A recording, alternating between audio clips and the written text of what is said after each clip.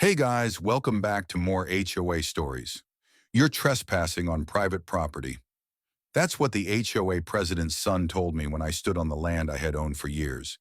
He said it confidently too, like he'd practiced that line in the mirror. The problem? That land was mine. Always had been. I owned a small vacant lot in an HOA neighborhood.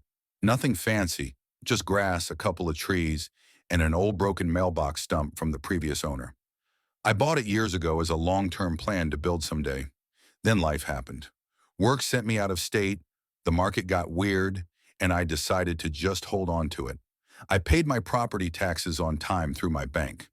And here's the key detail. I was not in the HOA. When I bought the lot, the original developer allowed existing lot owners to opt out of the HOA. I declined in writing. It was recorded, clean and simple. Because honestly, attending HOA meetings for an empty lot sounded like a special kind of torture. For a few years, nothing happened. My life was airports, short-term rentals, and a laptop. Then the mail messed everything up. I forgot to update my forwarding address after moving again. A week later, a stranger messaged me online saying, "Hey, you've got a scary-looking envelope from the county." Inside that pile of mail was my property tax bill, but it had an extra page. It said my mailing address had been changed at owner request to a random P.O. box I had never seen before.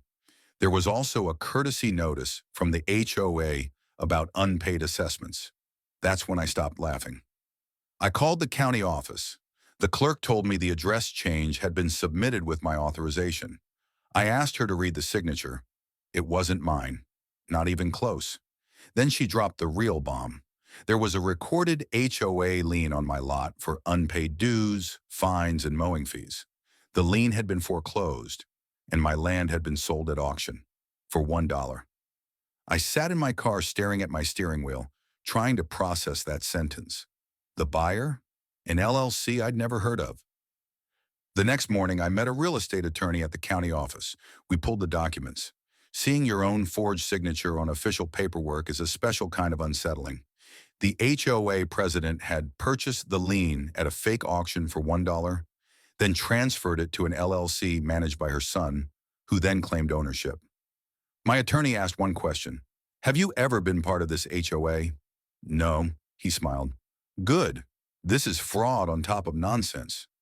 Then he showed me something worse. The son had already pulled building permits. Construction had started days earlier.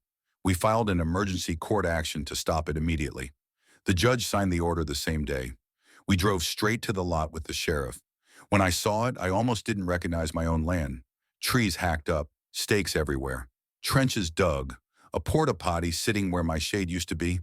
The son was there, wearing sunglasses, acting important. He laughed when I said I owned the lot. My attorney handed him the court order. "Construction stops now." The sheriff enforced it immediately. That's when the HOA president showed up, claiming I was trespassing and harassing the new owner. The deputy read the order, shut everything down, and told them to pack up. Then the truth started pouring out. We proved the HOA had no authority over my lot.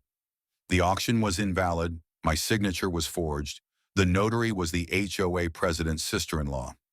The county revoked the building permits.